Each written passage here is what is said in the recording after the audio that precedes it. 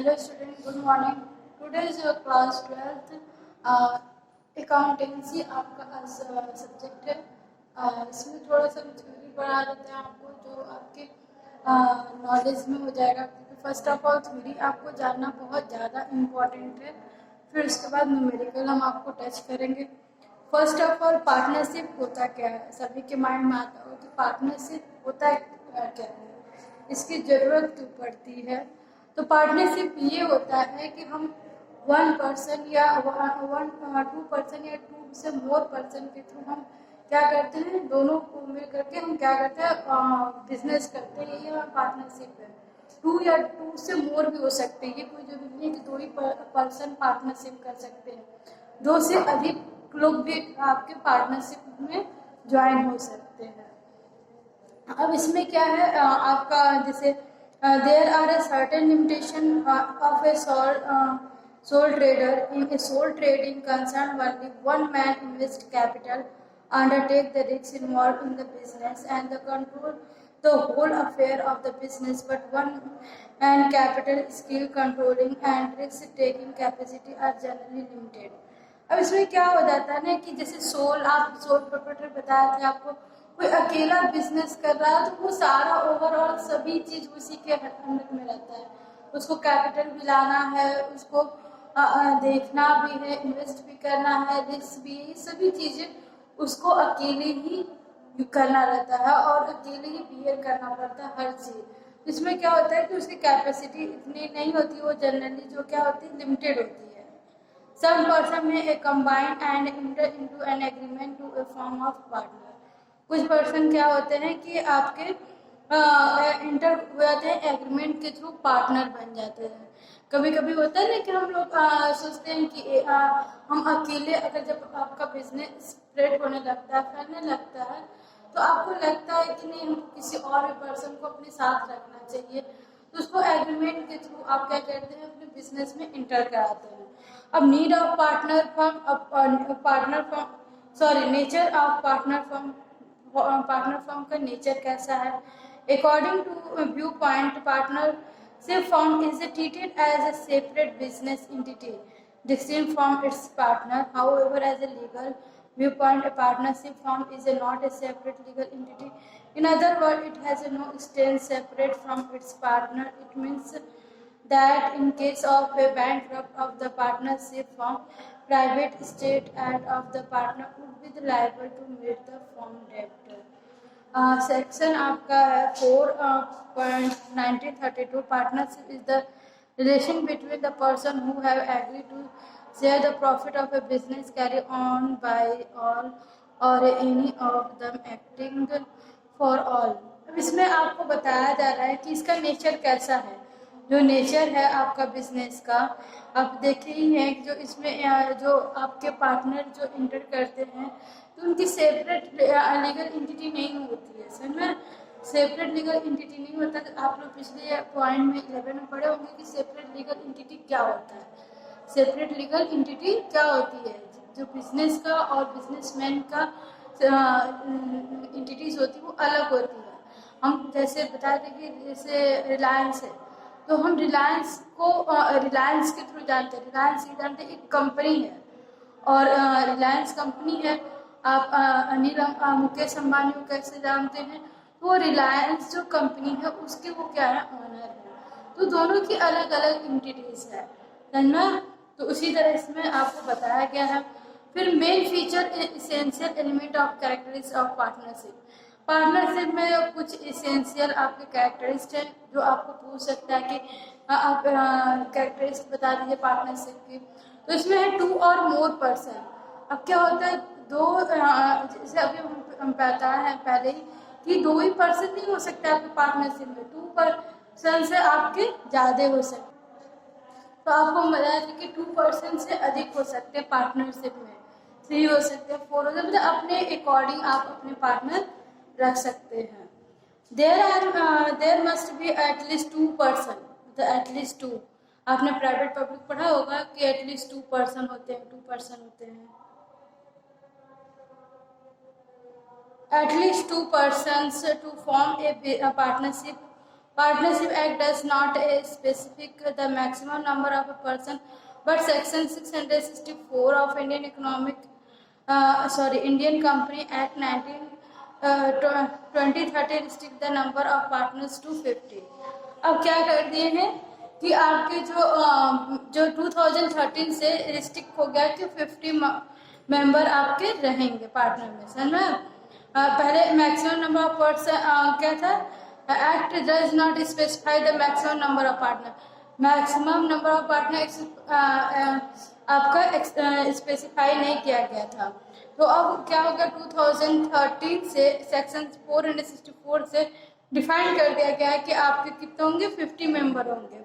तो पार्टनरशिप में आप क्या कर सकते हैं, 2 या 2 से अधिक पार्टनर आपके बिजनेस में हो सकते हैं। Agreement, partnership is the result of an agreement, it must come into existence by a agreement and not by the operation of law. On the country, a Hindu undivided family come into existence by the operation of law and not by an agreement. Such agreement can be either oral or written.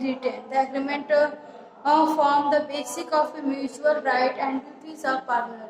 अब इसमें क्या बताया जा रहा है कि जो आपका एग्रीमेंट है वो ऑपरेशन बाय लॉ होता है, लॉ के थ्रू इसको चलाया जाता है, क्योंकि उसमें आपके सारे जो भी होते हैं वो सारे एग्रीमेंट के अंदर आपको सारी क्लियर चीज़ें दी रहती हैं। तो ये लॉ के अकॉर्डिंग होता है।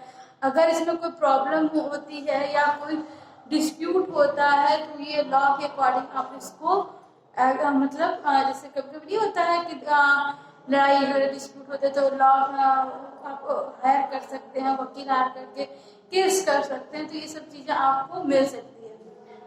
तो इसमें क्या होता है कि रिटन और ओरल दोनों होता है। रिटन और ओरल में क्या होता है कि रिटन फॉर्म होता है तो उसमें आपका साइन रहेगा, सभी चीज़ें आप दावे से कह सकते हैं। और ओरल में क्या है, अपना म्यूचुअल आप लोग मैनर से रह सकते हैं, अपनी राइट और ड्यूटी को अच्छे से समझ सकते हैं। हर पार्टनर के लिए हम मेरी राइट ये है, उसकी ड्यूटी ये, मतलब ये सब चीज़ अगर ओरली में आप समझ कर रह सकते हैं तो कर सकते हैं, क्योंकि एग्रीमेंट नेसेसरी नहीं है। अगर आप म्यूचुअल अंडरस्टैंडिंग है तो आप लॉन्ग टर्म से बिजनेस कर सकते हैं। लेकिन आपको लगता है कि हम अगर एग्रीमेंट करा लेंगे तो क्लियर रहेगा, तो एग्रीमेंट भी मतलब आपके लिए बेनिफिट होता है। तो ये हो गया एग्रीमेंट। फिर इसके बाद है existence of business and profit motive. अब partnership can be form for the purpose of carrying on a some business with the intention of earning profit. सभी बिजनेसमैन का या बिजनेस का क्या मेन मोटिव तो यही होता है ना कि हमको प्रॉफिट अर्न करना, क्योंकि बिजनेस ही करते हैं लोग कि अगर हमारा बिजनेस जो है अगर चल गया तो हमको अच्छा खासा क्या होगा, बेनिफिट मिलेगा, प्रॉफिट मिलेगा। कोई भी बिजनेस करता है तो पहले अपने आप का प्रॉफिट देखता है कि हमारा प्रॉफिट कितना हो सकता है। A joint ownership of some property by its cannot be called the partnership. अब आपके ज्वाइंट जो है ऑनरशिप, उसकी प्रॉपर्टी को हम क्या कर सकते हैं, पार्टनरशिप में नहीं कर सकते हैं, can not be called a partnership. Sharing of A profit. अब शेयरिंग ऑफ प्रॉफिट में आपका क्या है कि जो प्रॉफिट है उसको शेयर कैसे करेंगे, समझ में? क्योंकि पार्टनर है तो भाई पैसा लगाए, वो भी लगाए, हम भी लगाए, तो हमको शेयर भी तो करना पड़ेगा। तो आपका the agreement between the partner must be aimed at sharing the profit of the business if some person join hand to run some charitable activities, it will not be called a partnership. Further, if partner is deprived of his right to share the profit of the business, he cannot call a partner. But it is not necessary that all partners should be share the losses. Also, it may be agreed between the partner that one or more of them shall not be liable for losses. अब इसमें क्या बातें दी गई हैं, जैसे क्या होता है कि आपके जब प्रॉफिट होता है तो उसके अकॉर्डिंग आप क्या करते हैं, डिस्ट्रीब्यूट करते हैं। जो शेयरिंग है, हो सकता है आप कैपिटल के रेशियो के अकॉर्डिंग डिस्ट्रीब्यूट करें, हो सकता है कि आप इक्वली डिस्ट्रीब्यूट करें। तो ये सब तो आप प्रॉफिट डिस्ट्रीब्यूट करने की बात है। लॉसेस भी उसी तरह आपको कंट्रीब्यूट करना पड़ेगा। कोई एक पर्सन लॉस नहीं बियर करेगा ना, क्योंकि आप भी पार्टनर है, हम पार्टनर है, तो जो लॉसेस भी होगा तो हम दोनों मिलकर कुछ लॉस को बियर करेंगे। तो उसी के अकॉर्डिंग जो आपका शेयरिंग प्रॉफिट भी है और लॉसेस भी है उसको आप बियर कर सकते हैं, क्योंकि आप पार्टनर हैं बिजनेस में, तो आपको बियर करना ही पड़ रहा है। राइट ऑफ पार्टनर, अब इसमें पार्टनर के राइट क्या क्या होते हैं ये भी देख लिया जाए। राइट क्या क्या होते हैं? Every partner has right to share profit और losses with other partner in the agreed ratio. अब इसमें क्या है कि सभी पार्टनर को राइट है कि जो शेयर प्रॉफिट और लॉसेस है वो क्या होना चाहिए, एग्रीड रेशियो के थ्रू होना चाहिए। रेशियो के थ्रू मतलब कैपिटल अगर लाए उसके रेशियो से या इक्वली रेशियो से, तो ये एक होना चाहिए। Every partner right to take a part in the conduct of the business. अब ये क्या है, जो सभी पार्टनर हैं उनके पास सब ये राइट है कि वो बिजनेस के जो भी हैं वो उसमें वो कंडक्ट रहेंगे, नहीं कि वो एक कोई पूरा बिजनेस देख रहा है, पूरा कंडक्ट उसकी ड्यूटी वही सब कर रहा है, वही राइट्स ले रहा है। सभी का राइट्स है, सभी पार्टनर राइट्स ले सकते हैं। जैसे has the right to inspect and have a copy of the book of account. अब इसमें सभी नेक्स्ट है 4th पॉइंट में है ये चीज कि सभी पार्टनर क्या कर सकते हैं, जो कॉपी है अकाउंट की, जो बिजनेस अकाउंट की कॉपी है, आपके बिजनेस का अकाउंट का बुक जो होता है मेंटेन किया जाता है ऑडिट के थ्रू, वो सभी के पास होना मस्ट है ना, क्योंकि सभी को जानने का है कि बिजनेस में कितना टर्नओवर हो रहा है। Every partner has a right to disallow the admission of a new partner। अब हो सकता है कोई नया पार्टनर आए तो दो लोग कहें कि नहीं आएगा, एक लोग कहें आएगा, तो वहाँ पे जब तक सभी लोग सहमत नहीं होंगे तब तक नए पार्टनर को हम नहीं ला सकते, क्योंकि सभी की वो जितने भी पार्टनर उन सभी की सहमत होगी तभी नया पार्टनर आपके बिजनेस में आएगा। Every partner is the joint owner of the partnership property. अब जो भी आपके पार्टनरशिप प्रॉपर्टी है उसमें सभी पार्टनर क्या करेंगे, ज्वाइंट रहेंगे, ज्वाइंट ऑनर रहेंगे, यानी वो सभी मालिक रहेंगे। If a partner has a give loan to the firm, he has the right to receive interest at agreed rate. If the rate of interest is not agreed, it paid 6% per annum. अब इसमें आपको बताया जा रहा है कि जो person है, मान लीजिए कभी कभी क्या होता है बिजनेस में पैसा कम पड़ जाता है, तो किसी पार्टनर के पास जैसे उसके पास ज़्यादा पैसा रहता है, वो बिजनेस को पैसे देने के लिए अलाउ कर दे कि हम पैसा दें, लेकिन एज ए लोन देंगे क्योंकि वो भाई अकेला पैसा लगा रहा है तो लोन ही देगा ना, तो इंटरेस्ट तो चार्ज करेगा ही, वो इंटरेस्ट चार्ज करेगा, वो इंटरेस्ट जो होगा 6% पर एनम के अकॉर्डिंग रहेगा। If a partner incur expense or make a payment on behalf of the firm, he has the right to be indemnified by the firm। जो भी एक्सपेंस है, payment है on the behalf of firm के behalf पे ही होगा। He has a right to be indemnified by the firm के इंडिमिनेट के according आपको राइट है कि आप कर सकते हैं। Every partner has a right to retrieve from the firm after giving a proper notice। जो भी आपके सभी पार्टनर का अपना राइट है कि जो भी आपको प्रॉपर नोटिस दी गई है या प्रॉपर तरीके से जो आपको दिया गया है उसको सही ढंग से यूज करना है, सही ढंग से इंफॉर्मेशन आपके पास होनी चाहिए। पार्टनरशिप डीड में जो एग्रीमेंट बनाते हैं, डीड होती है, उसमें आपका क्या क्या चीज़ें इन्वॉल्व रहती है। देखिए पार्टनरशिप अगर एग्रीमेंट बना रहे तो उसको वहाँ पे आपको सभी चीज़ें को स्टेप बाय स्टेप बताना पड़ता है। वहाँ पे आपको कोई भी चीज़ें छुपा के नहीं रखनी पड़ेगी, नहीं तो बाद में जो प्रॉब्लम होती है वो आपको फेस करना पड़ेगा। तो उसमें सभी आपसे रिलेटेड, आपके बिजनेस से रिलेटेड एवरीथिंग, आपके पार्टनर से रिलेटेड सभी चीज़ें आपको वहाँ पे शो करना पड़ेगा। जैसे name and address of the firm का नेम और एड्रेस क्या है ये आपको शो करना पड़ेगा। Name and address of the partner के नाम और एड्रेस को दिखाना पड़ेगा। The type and nature of the business the firm purpose propose to do. अब इसमें करेंगे आपके बिजनेस किस तरीके का, टाइप क्या है, उसका नेचर क्या है, ये सभी चीज़ों को हम क्या करेंगे, शो करेंगे। Account of capital to be contribute by each partner. अब अमाउंट जो है आपके सभी पार्टनर से कंट्रीब्यूट किया गया है, दिया गया है कैपिटल, उसको भी आप डिस्क्लोज करेंगे कि भाई इतना पार्टनर हमको अमाउंट लगा रहे हैं बिजनेस में। इंटरेस्ट ऑन कैपिटल, जो इंटरेस्ट ऑन कैपिटल होगा जो अलाउ किया जाएगा उसके रेट के अकॉर्डिंग आपको इंटरेस्ट आपको काटना है। ड्राइंग हो गया, कोई पर्सन विड्रॉ कर रहा है पर्सनली यूज के लिए, वो ड्राइंग उसको भी शो करेंगे। इंटरेस्ट ऑन ड्राइंग, आप इंटरेस्ट ऑन ड्राइंग कितना दे रहे हैं ये भी देखेंगे।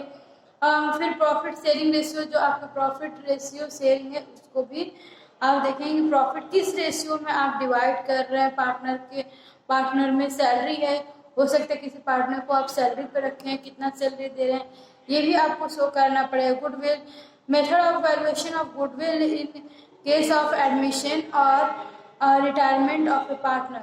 अब हम वैल्यूएशन करेंगे अपनी गुडविल, जो संपत्ति है आप उसका वैल्यूएशन करेंगे, एडमिशन के टाइम भी बताएंगे और रिटायरमेंट के टाइम भी उसको वैल्यूएट करके बताएंगे। Account period of the firm, हो सकता है अकाउंटिंग पीरियड भी आप रखें। अकाउंट का हमेशा ईयरली होता है या क्वार्टरली होता है, ऑडिट किया जाता है, तो ये हो सकता है मतलब आपको अकाउंटिंग पीरियड भी दिखाना पड़ेगा कि हम ईयरली ऑडिट कर रहे हैं या क्वार्टरली एडिट कर रहे हैं, मतलब ऑडिट कर रहे हैं, सॉरी ऑडिट कर रहे हैं। ये सभी चीज़ें आपको शो करनी पड़ती है। फिर उसका method of recording of A form account, अब आपके जो रिकॉर्डिंग है फॉर्म का वो भी दिखाना पड़ेगा। And the safe custody of the book of account and other document of the form. अब इसमें क्या होता है कि जो आपकी सेफ कस्टडी है उसको, और जो अकाउंट बुक है डॉक्यूमेंट्स का वो भी फॉर्म का, उसको भी आपको मेथड ऑफ रिकॉर्ड कैसे रिकॉर्ड कर रहे हैं ये चीज़ें आपको शो करनी पड़ेगी। Auditing, form book will be audit और नॉट। अब आप अपने फॉर्म की जो भी बुक है उसको ऑडिट कर रहे हैं या नहीं कर रहे हैं। If so the mode of auditor appointment, अब आपके बहुत सारे तरीके हैं जहाँ पे आप ऑडिटर को अपॉइंट कर सकते हैं। Date of commencement of partnership, अब आपको ये कमेंसमेंट ऑफ पार्टनरशिप के लिए डेट भी दिखाना पड़ेगा, आपको शो करना पड़ेगा। ड्यूरेशन ऑफ पार्टनरशिप का ड्यूरेशन भी देखना पड़ेगा कि कितने दिन तक काम कर रहे हैं या उनके कितने ईयर तक वो काम करेंगे, लाइफ टाइम करेंगे कि या कुछ सालों तक करेंगे। जैसे the period which the partner has been establish and the mode of dissolution of partner, कब वो आ रहे हैं कब जाएंगे, ये सब चीज़ें आपको दिखानी पड़ेगी। Use of a decision of गरे एंड मुर्रे, ये दोनों एक केस था जो इसके अकॉर्डिंग चलता है, तो ये आपको बताना है कि आप डिसीजन किस तरीके से ले रहे हैं। बैंक अकाउंट, आपके जो भी बैंक अकाउंट फॉर्म से रिलेटेड जो खोला गया है उसके नेम और सम पार्टनर नेम और who will the right sign the cheque. अब उस बैंक का आपको डिटेल रखना पड़ेगा कि कौन से बैंक में आपका है और किस नाम से है और इसको कौन कर रहा है। समझ में, इसको जो चेक है चेक जो है उसको कौन साइन कर रहा है। पता चला कि हम 3-4 पार्टनर हैं, हम 3-4 मिल करके कभी कोई आ रहा है तो हम उसको चेक काट के दे रहे, हम उसको चेक काट के दे रहे, वो उसको चेक काट के दे रहा, तो सभी लोग चेक काट रहे हैं जितने पार्टनर है, तो इससे प्रॉब्लम हो जा सकती है। तो आपके अकाउंट मतलब जो आपका पैसा है वो पता ही नहीं चलेगा, सारा खत्म हो जाएगा। क्योंकि आप कोई भी एक पर्सन को ऑथराइज करिए कि जो पर्सन ये पर्सन चेक काटेगा तो उसी का ऑथराइज जाएगा, उसी के अकॉर्डिंग आपका चेक के थ्रू विड्रॉ किया जाएगा। अब सभी लोग आप चेक इशू करने लगेंगे तो प्रॉब्लम क्रिएट होगा, क्योंकि आपको पता नहीं चलेगा, कभी वो निकाल के दे दिया पैसा, उसने चेक काट दिया, उसने चेक काट, तो एक आपके होने चाहिए जो एक को ऑथराइज करिए कि यही चेक इशू करेंगे। Rule of follow in case of admission of partner, अब कोई एडमिशन ऑफ पार्टनर के टाइम कोई रूल आप फॉलो कर रहे हैं तो उसके अकॉर्डिंग आपको शो करना पड़ेगा। Rules to be follow while sitting in the accounting और रिटायरमेंट। सेटलमेंट ऑफ डिस्प्यूट, आपको डिस्प्यूट भी, झगड़े भी सेटलमेंट कर रहे हैं उसको भी आपको दिखाना। In case of dispute among the partner who will be the sorry how the dispute be solve whether appropriate rule be appointed. अब इसमें भी ये है कि कोई झगड़ा हो गया, कोई प्रॉब्लम हो गई, तो उसको भी कैसे आप सॉल्व कर रहे हैं ये भी आपको मतलब मैटर रखता है। अब नेक्स्ट वीडियो में आपको हम बताएंगे rule applicable in the absence of partnership deed. जब पार्टनरशिप डीड नहीं रहेगी तो आपका कैसे रूल फॉलो होगा, ये सब चीज़ें नेक्स्ट वीडियो में पढ़ेंगे। Thank you, have a nice day.